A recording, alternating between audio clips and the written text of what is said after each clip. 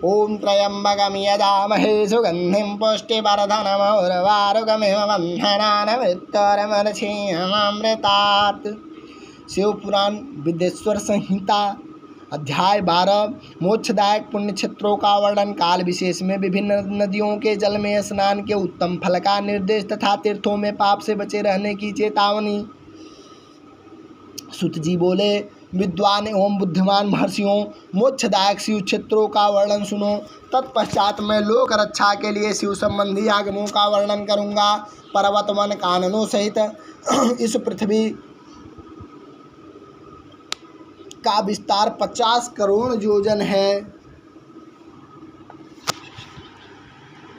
भगवान शिव की आज्ञा से पृथ्वी संपूर्ण जगत को धारण करके स्थित है। भगवान शिव ने भूतल पर विभिन्न स्थानों में वहाँ के निवासियों को कृपा पूर्वक मोक्ष देने के लिए शिव क्षेत्र का निर्माण किया है। कुछ क्षेत्र ऐसे हैं जिन्हें देवताओं तथा ऋषियों ने अपना वास स्थान बनाकर अनुग्रहित किया है, इसलिए उनमें तीर्थत्व प्रकट हो गया, तथा अन्य बहुत से तीर्थ क्षेत्र एक ऐसे जो लोगों की रक्षा के लिए स्वयं प्रादुर्भूत हुए हैं। तीर्थ और क्षेत्र में जाने पर मनुष्य को सदा स्नान, दान और जप आदि करना चाहिए, अन्यथा वह रोग, दरिद्रता तथा मूकता आदि दोषों का भागी होता है। जो मनुष्य इस भारतवर्ष के भीतर मृत्यु को प्राप्त होता है, वह अपने पुण्य के फल से ब्रह्मलोक में वास करके पुण्य क्षय के पश्चात पुनः मनुष्य योनि में ही जन्म लेता है। पापी मनुष्य पाप करके दुर्गति में ही पड़ता है।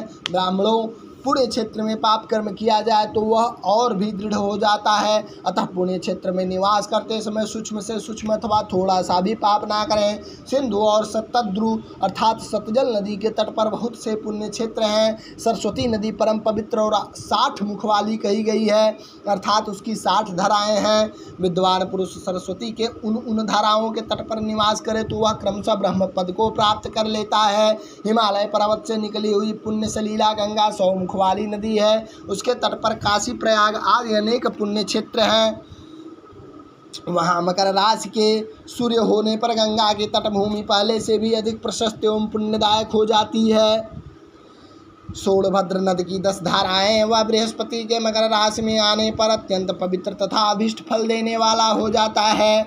उस समय वहाँ स्नान और उपवास करने से विनायक पद की प्राप्ति होती है।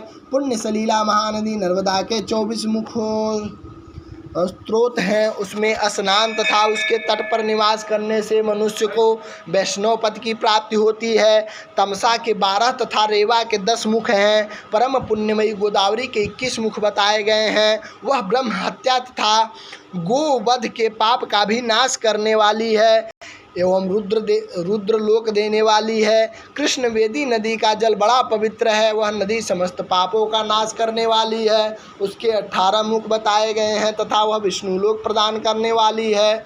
तुंगभद्रा के 10 मुख हैं, वह ब्रह्मलोक देने वाली। पुण्य सलीला सुवर्ण मुखरी के 9 मुख कहे गए हैं। ब्रह्मलोक से लौटे हुए जीव उसी के तट पर जन्म लेते हैं। सरस्वती नदी, पंपा सरोवर, कन्याकुमारी, अंतरीप तथा शुभकारक श्वेत नदी, ये सभी पुण्य क्षेत्र हैं। इनके तट पर निवास करने से इंद्रलोक की प्राप्ति होती है। सह पर्वत से निकली हुई महानदी कावेरी परम पुण्यमयी है। उसके 27 मुख बताए गए हैं। वह संपूर्ण अभिष्ट वस्तुओं को देने वाली है। उसके तट स्वर्ग लोक की प्राप्ति कराने वाले तथा ब्रह्मा और विष्णु का पद देने वाले हैं। कावेरी के जो तट शैव क्षेत्र के अंतर्गत हैं वे अभीष्ट फल देने के साथ ही शिवलोक प्रदान करने वाले भी हैं। नैमिषारण्य तथा बद्रिकाश्रम में सूर्य और बृहस्पति के मेष राशि में आने पर यदि स्नान करें तो उस समय वहाँ किए हुए स्नान, पूजन आदि को ब्रह्मलोक की प्राप्ति कराने वाला जानना चाहिए। सिंह और कर्क राशि में सूर्य की संक्रांति होने पर सिंधु नदी में किया हुआ स्नान तथा केदार तीर्थ के जल का पान एवं स्नान ज्ञानदायक माना गया है। जब बृहस्पति सिंह राशि में स्थित हो उस समय सिंह की संक्रांति से युक्त भाद्रपद मास में यदि गोदावरी के जल में स्नान किया जाए तो वह शिवलोक की प्राप्ति करा देता है। ऐसा पूर्व काल में स्वयं भगवान शिव ने कहा था। जब सूर्य और बृहस्पति कन्या राशि में स्थित हो तब यमुना और सोनभद्र में स्नान करें। वह स्नान धर्मराज तथा गणेश जी के लोक में महान भोग प्रदान कराने वाला होता है। यह महर्षियों की मान्यता है। जब सूर्य और बृहस्पति तुला राशि में स्थित हो उस समय कावेरी नदी में स्नान करें। वह स्नान भगवान विष्णु के वचन की महिमा से संपूर्ण अभीष्ट वस्तुओं को देने वाला माना गया है। जब सूर्य और बृहस्पति वृश्चिक राशि पर आ जाएं तब मार्गशीर्ष अर्थात अगहन के महीने में नर्मदा में स्नान करने से श्री विष्णु लोक की प्राप्ति हो सकती है। सूर्य और बृहस्पति के धन राशि में स्थित होने पर सुवर्ण मुखरी नदी में किया हुआ स्नान शिवलोक प्रदान कराने वाला होता है। जैसा कि ब्रह्मा जी का वचन है, जब सूर्य और बृहस्पति मकर राशि में स्थित हों उस समय माघ मास में गंगा जी के जल में स्नान करना चाहिए। ब्रह्मा जी का कथन है कि वह स्नान शिवलोक की प्राप्ति कराने वाला होता है।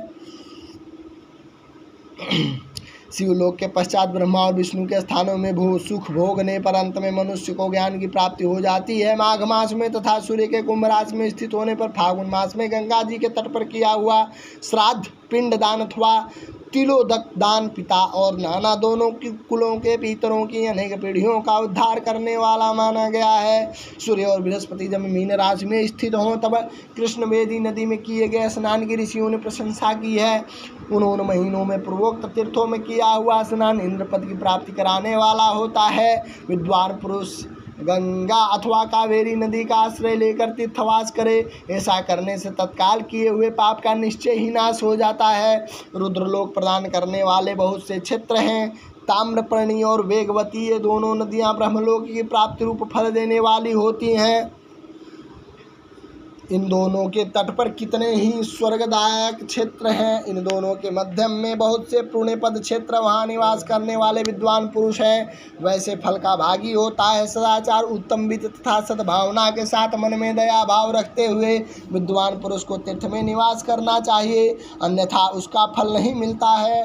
पुण्य क्षेत्र में किया हुआ थोड़ा सा पुण्य भी अनेक प्रकार से बुद्धि की प्राप्त कराता है तथा वहाँ किया हुआ छोटा सा पाप भी महान हो जाता है।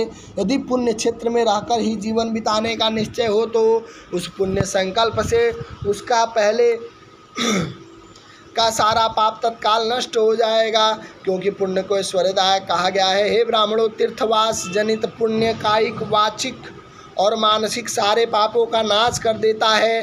तीर्थों में किया हुआ मानसिक पाप वज्रलेप हो जाता है, वह कई कल्पों तक पीछा नहीं छोड़ता।